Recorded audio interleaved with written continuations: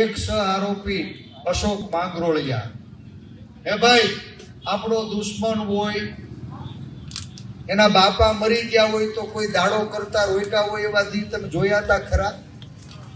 હે, આ ચાર પૈકીના એક સહ આરોપી અશોક માંગરોળિયા ભારતીય જનતા પાર્ટીનો કાર્યકર્તા છે.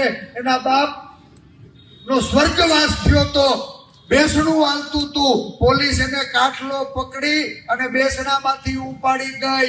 એની ઉપર ઢોર માર મારીને જે અત્યાચાર કરવામાં આવ્યો, બધાય ભાજપ વાળા છે, એમાં મને કઈ વાંધો નથી. તમે અંદરો અંદર જે કુસ્તી કરવી હોય, હિસાબ કરવી હોય કરી લેજો, પણ મને વાંધો માત્ર એટલો છે કે એ અશોક માંગરોળિયાના બાપનું પાણી ઢોળ હતું ને, કોર્ટની પાસે અમે વિનંતી કરી કે પોલીસ જાપ્તામાં એને 2 કલાક એના બાપનું પાણી ઢોળ કરવા દો, અને તોય નેતાઓની આંગળીએ નાચતા એ પોલીસના મિત્રોને કહું છું, આ ગુજરાતની આઝાદીના ઇતિહાસમાં કોઈના બાપનું પાણી ઢોળ કોઈએ નહીં રોક્યું હોય. તમે એના બાપના પાણી ઢોળમાં એના દીકરાને છેલ્લે પાણી ન પાવા દીધું ને, દસ છે તમારી જનતાને.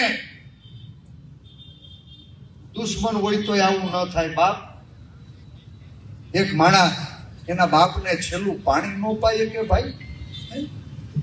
હું અમારા બાપના દાડા કરવા માટે કમલમની કાર્યાલયે અરજીઓ કરવી પડશે. ઘણી બધી વાતો છે,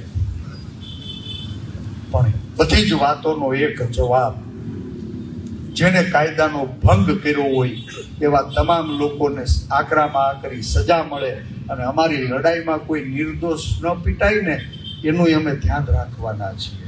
ઘણા બધા મિત્રો પોલીસમાં